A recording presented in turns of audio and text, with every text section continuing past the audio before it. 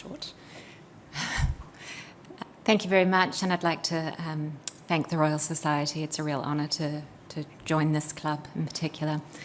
So I'm just going to give you a bit of an overview of what we try and do in my lab. So it started really with the discovery of delta-9 THC in 1964 as the main psychoactive component of cannabis. And after that, there was a long lag in the field until around 1995, they discovered a cannabinoid receptor, so that we had a binding site in our brain that specifically recognised delta-9 THC. And if you recognise the structure of that, it's a G-protein coupled receptor. For a pharmacologist, that's exciting, because G-protein coupled receptors are druggable. About 30% of drugs currently on the market, or medicines currently on the market, target G-protein coupled receptors. So this is a very, very druggable target. In the few years after that, they discovered natural ligands, and they figured out that there's a whole endocannabinoid system there. And where my lab came in was really about thinking about defining those signalling pathways. So I'm a molecular pharmacologist. I like to think about, what happens when you activate the receptor within a cell. So CB1 is this great therapeutic target. We defined that you had cannabinoid receptors all over your brain. It was understood that they were involved in lots of important pathways. So it's this exciting therapeutic target. But cannabis itself has been kind of a lot of hype and not so much really great therapy. It's not that it doesn't work, it's just that the effects it has are very small, and it's often really hard to find them in clinical trials. But that's okay, because we're molecular pharmacologists, so we can do this better. And what we know about delta-9 THC in cannabis is that it's a weak partial agonist. What that means is it's not very good at activating the cannabinoid receptor. So if we're thinking about it, comparing it to a compound that does activate the receptor really strongly, AMB-fubinaca, THC doesn't cause as large an effect, and it takes much more of it to cause an effect. So for a pharmacologist, we can do this better, right? But the recreational drug market kind of did the research on that one for us. And it went very, very badly. So synthetic cannabinoids leaked out of science labs and drug discovery programs and into the public, where they were sprayed onto a plant material, packaged up in cute little packages that were defined as herbal highs, but were in fact just chemicals made in a lab and sprayed onto a plant. And in New Zealand, this was particularly noteworthy. We had over 68 deaths in a one-year period, and really high social harm.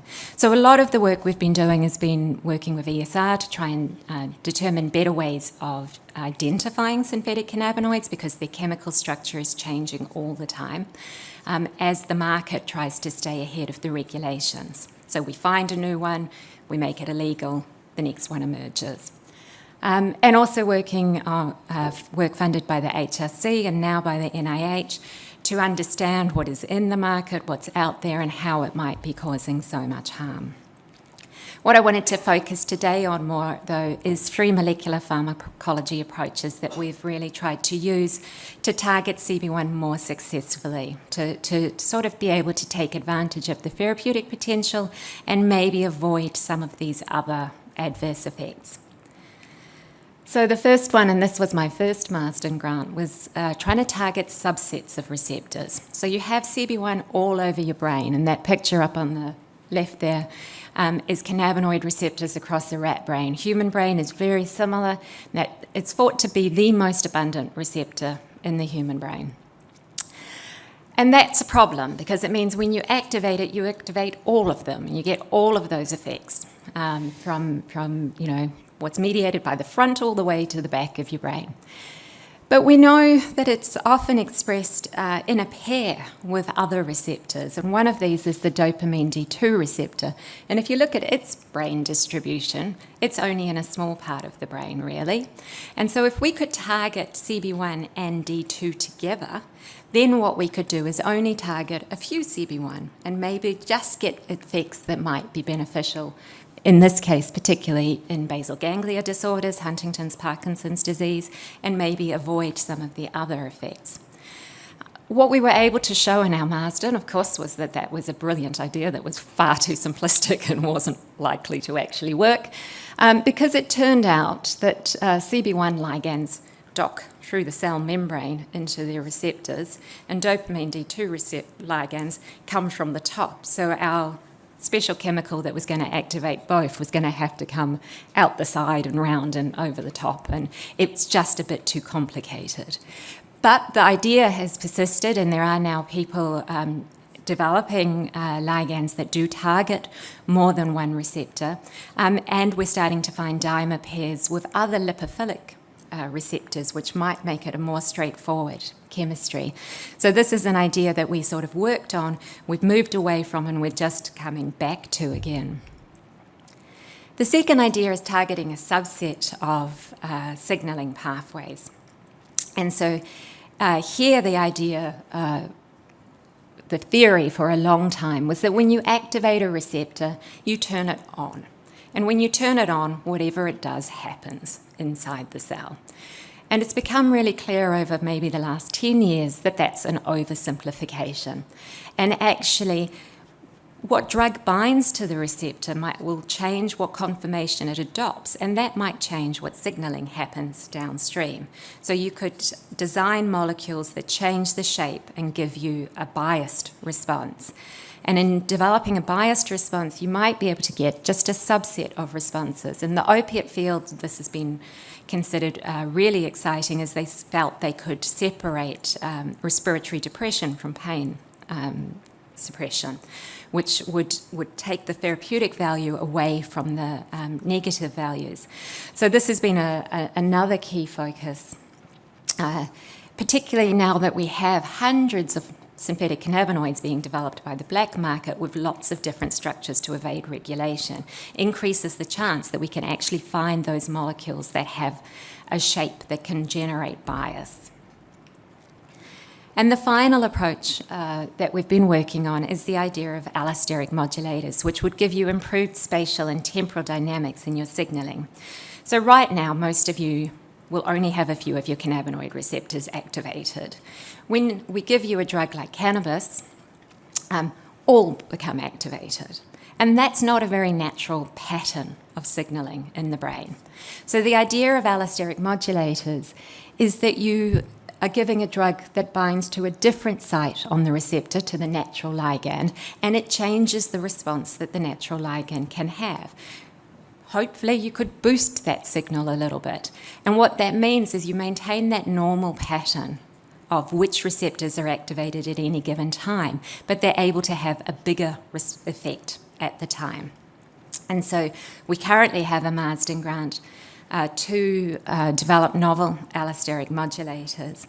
And I've also been really lucky to join working with ALIS Pharma, who have just got the first of these molecules onto the market. Well, not onto the market yet, in clinical trials. So it's made it through to phase 2A trials, is currently in phase 2B trials. And this is actually a compound that binds allosterically and inhibits the responses, but only a subset of responses. So it's merging together those two ideas of bias signalling and allosteric modulation in a really exciting way that seems to have very few adverse effects, but currently is looking very promising in cannabis use disorder. And for a molecular pharmacologist, we're often really stuck in the lab generating things that we think could be a good idea if someone could pick up and take them through to the next stage. So it's been super exciting to actually be part of the journey of a molecule from discovery through into clinical trials. So I just want to finish up, obviously, by acknowledging everyone who makes this kind of thing happen. The funders, obviously, some amazing collaborators over the years. My lab group, who just seem to get younger all the time. And I've been really lucky to work with some amazing people. And, I've been head of departments for the last 10, 12 years now. And so a couple of key people who have helped me keep my lab and research running over that time, starting with Scott Graham, and then Natasha Grimsey and David Finlay, who have kind of been my right-hand people along the way. And of course, my family for allowing me to spend all the time that it takes to do this. And thank you very much for your attention.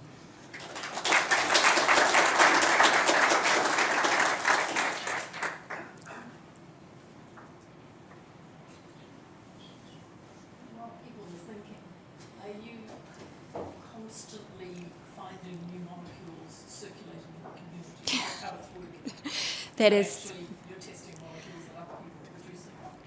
yeah. So the way the whole world is running their regulatory system for the synthetic cannabinoids is on a structure basis. So they come up with A and B furbanaka, that was the one circulating in New Zealand. We make that illegal. The market comes up with new molecules. China tried to do a bigger ban that was trying to cover almost every structure that could result in a synthetic cannabinoids, and we've just tested the first set of molecules that evade those regulations, and they're, because they're on the market, because that's what's being circulated, that's what's being found at the border, and then, so there's some amazing chemists out there in the black market.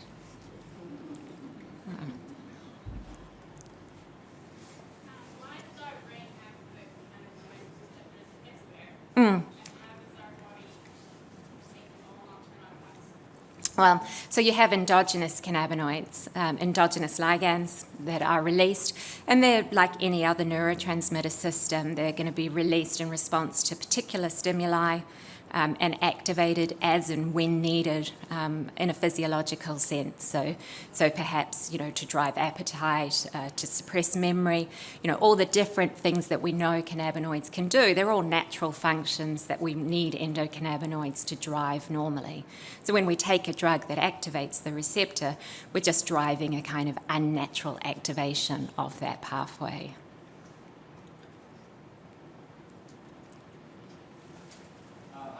Hey, Peter.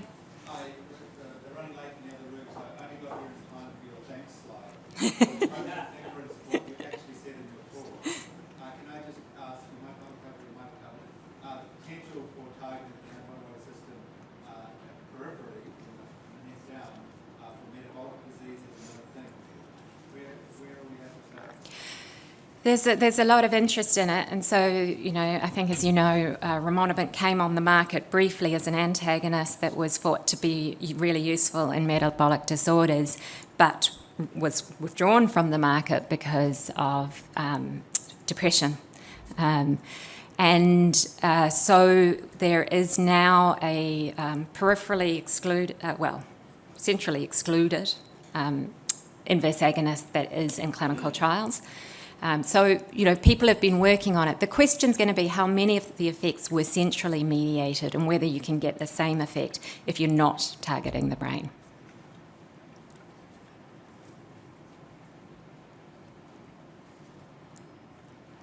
I'm sure university's purchasing department reacting to want to buy something like that. Well, luckily we don't have to buy them off the black market. ESR collects them and can pass them on. But yes, it was always one of the great ironies is that I was one of the only people in the country for a long time who had a license to bring in THC, and yet there was so much of it already here. So it would have been much cheaper and a lot less hassle to buy it on K Road, yeah.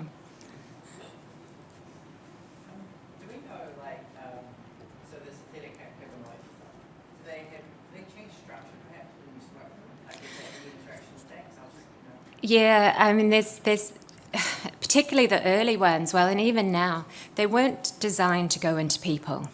They were designed as research tools to understand the receptor. and none of them that I can think of had actually ever been tested on a human before they started appearing in the recreational market. And there have been quite a few studies showing that when you heat them, which is the way they're usually consumed, all sorts of nasties can be developed, and the molecule can turn into something else. There's been some where you get hydrofluoric acid being produced, which you wouldn't want to be sucking into your lung. So, I mean, this is why for most drugs, medicines, we have a staged process to get them onto the market that puts quite a few steps between the chemist and the human study. But the black market is not doing that. And they're clearly trawling patent literature, because the new ones that have come out that evade China regulations, a very similar molecule was in a patent in around 2000. So they're looking for this, and then they're just letting the market decide whether they like them, whether they're effective. Some of them aren't even actually cannabinoids. They don't activate the receptor, but they go out onto the market. No one's particularly interested in them. They disappear. The next molecule moves in. So do you think then, like, obviously with new structure searches and stuff, do you think with machine learning, thing is going to go cancel? Yeah. And I sort of suspect, and it's an awful prediction, that the opiate field's about to go the same way with the synthetic opiates, which up until now have just been a few molecules, and I'm predicting that's about to explode too. Thank you.